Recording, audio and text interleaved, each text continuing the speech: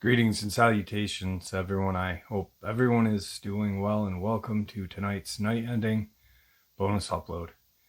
Before we jump into it, a couple links. As many of you know, I rely on Patreon, PayPal, channel membership, and the merch to help the channel to continue to grow and go. Links to Patreon, PayPal, and channel membership is in the description below. Merch displayed directly under the video. Also, Dogman Frightening Encounters, Volume 1 through 3, the audiobook versions. They were written and researched by Tom Lyons, narrated and produced by me, Jeff Nadolny. Those audiobooks are available on Audible, Amazon, and iTunes, links to which are also in the description as well. Finally, last but definitely not least, if you'd really like to help support the channel to continue to grow and go, simply subscribe. It doesn't cost a cent. Click the like button, takes half a second. If you don't want to miss out on any of the informative uploads I put out daily, click that bell icon, and folks, please leave a comment. Why? Well, because all these things really do help the channel to continue to grow and go, and folks, they do matter. Now, everyone, I have taken far too much of your time. Let's jump in to tonight's night-ending bonus, shall we? Today's first part of the upload. My girlfriend and I went out to feed the deer for hunting opener on November 22nd, 2008. We were in the Chequamegon National Forest in northern Wisconsin. It was November 21st, 2008, and the time was roughly 12:10 a.m. It was totally dark out. Light snow was falling with the accumulation of about an inch covering the roads. The temperature was 11 degrees, and the wind was blowing from the northwest, with a chill of about 0 Fahrenheit. We made a U-turn to the left onto an unfinished ATV trail in one of our 4x4 pickups, heading toward the last year's speed pile. I got to the bottom of the hill and backed in and parked. I got out my pistol, loaded it. I then put it in my holster. I grabbed my headlight with 3 LED bulbs and secured it to my head. I handed her a shaker LED flashlight and proceeded to back my truck to where I had a 5-gallon bucket with just under 2 gallons of corn and 3 apples in it, strapped down with 2 of my ATV straps. I put my tailgate down, unstrapped the bucket, put the tailgate up, walked around my side and then into the front of the truck to her passenger side as she was putting mittens on. We both started walking together, her just behind and to the right of me, when we both noticed a fresh set of tracks in the snow heading downwind of us in the same direction we were walking. At first, it wasn't the size that caught my attention. It was what in God's creation made these tracks. Immediately, my skin crawled as I looked around with my head to see if what we had just come upon was in sight. I glanced back down in disbelief at the tracks. I was in a slight stage of shock as I looked at my girlfriend. She looked at me, and we both looked down at 4 well-formed footprints of some kind of crazy track that neither of us had ever seen before. I sized my shoe beside one of the tracks and realized that it was about 3 inches longer than my shoe, which measures 12 inches heel to toe, and about an inch wider than my shoe, which measures 4 inches at its widest width. Whatever we witnessed the footprints of has 2 pointed talons on the end of its foot that are isometrically the same with a rectangle-shaped heel. The talons are joined on the outside and at the same length in between the talons on each foot. They are 15 inches long and 5 inches wide with a 64-inch stride. I have a 36-inch stride, and I'm 5'10", to give you an idea of the possible size of this creature. Running or not, we don't know. I believe we just missed seeing what caused these tracks, and whatever made these tracks was still in the area, and possibly watching us. My girl told me to load my pistol and keep it out. I didn't argue. At first she wanted to leave right away, but the sheer adrenaline and interest of what caused the tracks, I believe, is what kept us there. I said, okay, let's get out of here. But again, interest kept us there looking at the tracks. my fear slightly subsided enough to think about the upcoming deer opener, and I decided I have a pistol. We'll be okay. I start to walk the same way the tracks went up a hill on the trail when I stopped and looked back at my girlfriend while she was still staring down at the prints. I said, "Come on, let's get this over with." She caught up to me, and as we walked together, she said to me, "If this thing gets a hold of me, put a bullet in my head." I thought about that as we were walking. We went deep into the woods, down a steep hill where I knew the feed pile was from last year. We got to where the feed pile was. I took the lid off the bucket and dumped the corn and apples out, and stepped on the apples, snapped the lid back on the bucket, and said, "Let's go."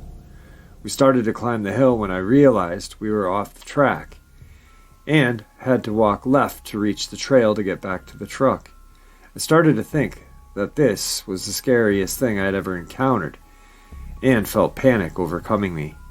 I knew where I was, and finally we got back to the trail and walked down to where we could see the tracks of the creature again. We both stared at them for about 5 minutes. When we got back to the truck, just 20 yards from the prints, she got in and closed the door. I went behind the truck, opened the tailgate, restrapped the bucket down, and closed the tailgate. I got to my side of the truck, took the magazine out of the gun, and got in. I threw my headlight off on my head as we drove away, thinking, and then I said, "I'm not coming back here." She agreed. We were both scared and couldn't believe what had happened. It was a month earlier and 1 mile walking through the woods from where we witnessed the tracks that a different friend and I were camping. I went to bed early and fell into a deep sleep. I woke up to the sound of my friend walking behind the tent, and my first reply was, "What are you doing back there?" I woke up a little more and realized my friend was sleeping, breathing kind of loud next to me. I sat up against my gear and grabbed my pistol and flashlight and sat there cold, scared in the dark.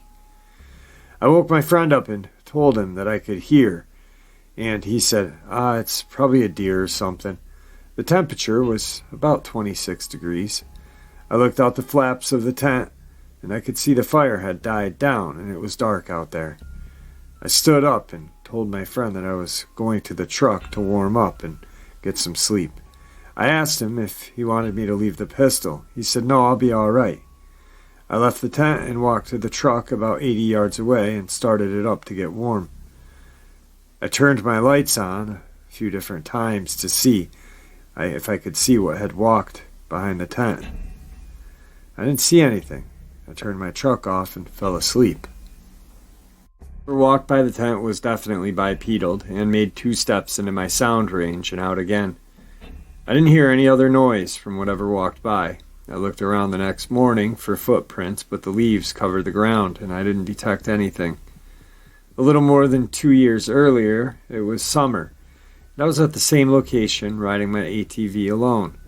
I stopped and got off and walked down to the nearby lake. I was looking at the water, and how clear it was, when I could hear up the hill above the campground we had stayed at a huge tree snap, and hit the ground with a big thud as the branches snapped off it, and other trees as it fell. I got back on my ATV quickly at the time, thinking a bear or a buck was up there, and I was not sticking around to find out. 2 months later that summer, I returned to this spot again riding my ATV. I shut it off and stood around close by thinking about the last time I was scared off by something. I was there for about 5 minutes when all of a sudden I could hear branches snapping off the trees as whatever was breaking branches coming down the hill closer to where I was. I jumped on my wheeler, never to return until my friend and I went camping a little over 2 years later in October. My first 2 experiences with this creature while I was alone made me think it was possibly a bear or a buck deer. Trouble is with this theory that I've come upon a bear a dozen or so times. Every time that bear is running as fast as it can the other direction. Whatever was making the tree sounds was not running anywhere. A deer also runs away at the first sign of a human. Now that we witnessed this creature's footprints, I put the puzzle pieces together and realized this creature is living in the area and has probably been there for a long, long time. I've learned it means no harm yet. It only makes a sound when I'm alone tree breaking. It is always downwind of me or us. It's out in daytime or at night. It can be seen in the dark. It uses the wind to its advantage every chance it gets. It can hear very well. It can smell good. It waits until we are vulnerable to approach us when the two of us are together. I could possibly have smelled it and didn't know what I smelled. We have put 4,000 miles in this forest on my Grizzly ATV through deep, desolate, thick wooded swamp lake area, and have now proved to ourselves that this undocumented at this time creature is in fact out there. I know where this creature is living and plan an expedition to prove its existence. I want to document this creature because I feel that everyone that enters the forest has the right to know that they are out there for other various reasons. Today's second encounter. This happened in northern Minnesota in March of 2020. Let me lead off with I've never thought I'd experience something like this in my life. I was raised in a heavily Christian household and truly didn't care a thing about something like this being so far north. That it's until it happened to me, I started doing some research, so I hope my experience can help others like theirs does for me. My boyfriend and I were driving the backwoods of Deerwood, Minnesota, going to visit a friend for a little bit while we were in the area. We live about 45 minutes from there. We hung out with them until it started to become dusk and decided to head out. Our friend asked if we knew the back road home to shave off about 6 minutes. Being unfamiliar with the back roads of where I was, I pulled out Google Maps and got the directions. My boyfriend was driving his car at the time, which he had just hit a deer with a few days before. The dims on the car didn't work due to the accident, and he only had his high beams. We turned down this heavily wooded dirt road that was a shortcut road, I was told, to bring us down. We made it maybe 1.5 to 3 miles down the dirt road when we came up and over terrain from high beams of the car to basically spot this creature walking on the left side of the road. My boyfriend driving immediately slows down, and I realize what we're looking at. A cougar. I've heard people really seeing them in this area, but never expected to come across one. I even said out loud, "Holy shit, a cougar." Little did I know I spoke too soon. Just as those words finished coming out of my mouth, the animal turned around to face us fully, and within 2 steps of walking toward us, the animal changed from a cougar to a large cream-colored dog, like a Spitz type, but too big to be one. One ear up and one ear down, very different from the round black-edged ears I had just seen. And a very beat-up red collar was not there 3 seconds before. My first instinct was, oh, maybe the dog was just lost. And this is where I knew my eyes didn't mistake. A deep primal fear started to erupt in me, something I'd never felt before. Every fiber in my being was screaming for me to get the hell out of there. The animal continued to approach the car when I noticed it. Not once did the glaring high beams reflect from this creature's eyes. I've seen all types of wildlife at all times of the day and never seen a dog like this, wild or domestic. It also moved very differently, like not hurt but uncomfortable in its own skin. It was rather lanky. The best thing my boyfriend and I can explain its eyes to this day is like the Lynch from Adventure Time. Stupid reference, but haven't seen anything else that triggers the memory so bad. The dog walked all the way up to the driver's side window and peered into the car, making dead eye contact with me. And without thinking, as almost like my instincts took over, I blurted out, "Don't you dare stop this fucking car." And without questioning or hesitating, my boyfriend kicked the gas pedal down, slinging rocks. The dog kept up with us for a good 10 seconds before giving up. After letting my adrenaline go down for about 45 seconds, I turned to him and asked, "Did you just see what I saw?" And he turned and looked at me, and I could visibly tell he was distraught, saying, "Yeah, and what the fuck was it?" And we reconciled and realized neither of our eyes were playing tricks. We both saw the same exact thing. At this point, my boyfriend had repressed the memory, and whenever I bring it up, he has to rack his brain, and I watch the emotions come back to his face like the first time we talked about it. For the next 3 months after this morning, I woke up, cold eyes peering through my car window was the first flash through my mind. It's gotten better, but since that paranormal activity in my house has ramped up, I've had some other weird experiences before, and that I won't go into.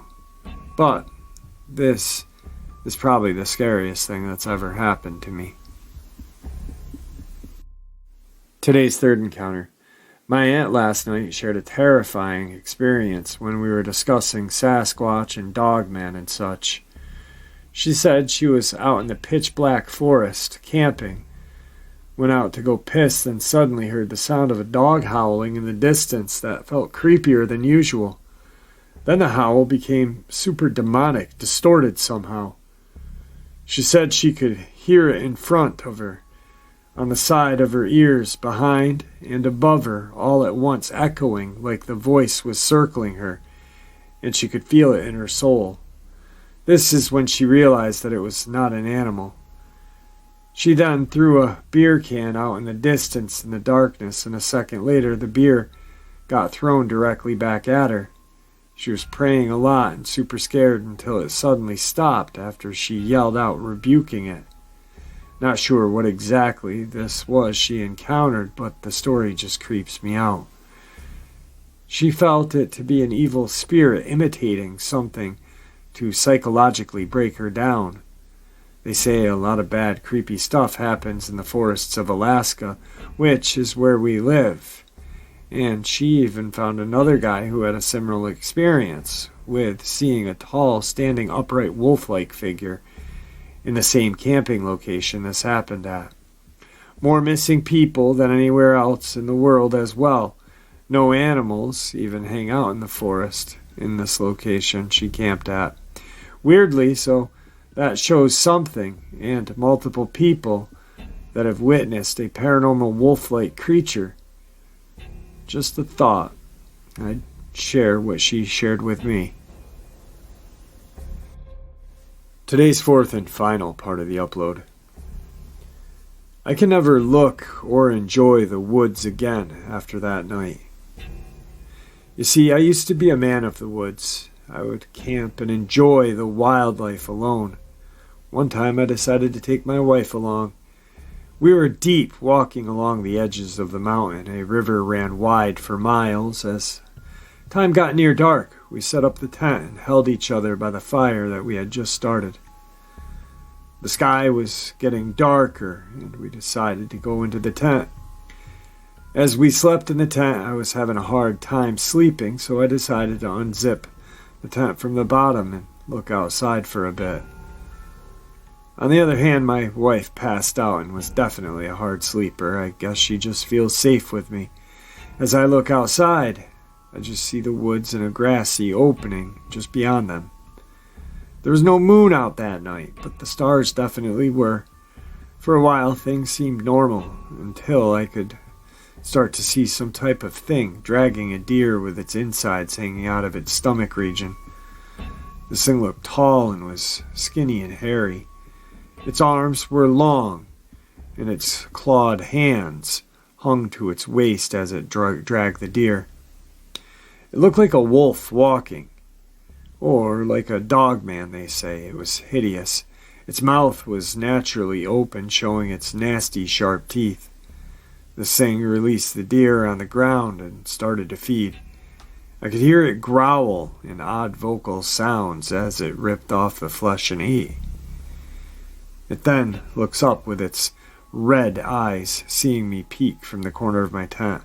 Not moving its eyes, it just looked at me eating the deer, then slowly stood up and stepped back into the fading, dark woods. I remained there in fear all night, wondering if it was going to come back, but it never did. Finally, morning comes. I rush us out of those woods. My wife knew something was wrong because I didn't do much. We made it out, and I have not been back to the woods since. My wife has no idea what I saw that night, and I will never tell her. What really gets me is I was just about to go outside the tent for a walk just for a minute. I wonder how things would have played out if it came and saw me out of the tent, or even worse, got to my wife when I simply could be a few feet away. I'll never camp again now that I know what's out in the woods. And that, my friends, was tonight's night ending bonus. I hope you all enjoyed it as much as I enjoyed sharing it with you. I'd like to thank you all for supporting the channel. Your support is honestly what makes the channel continue to grow and go, and what makes it a place where people want to share their ideas, their theories, and their experiences with zero judgment, zero ridicule, and simply treated with the respect they deserve. That's all because of you guys, the community you've created in the comment section. And it is appreciated by myself and those who share. So, thank you. With that being said, please stay safe, happy, healthy, and ever vigilant, keeping an eye on our children, pets, family, friends. Share this information with the people that you care about and love, and it may just help save their lives someday. Until next time, never stop asking questions, never stop searching for the truth, and God bless.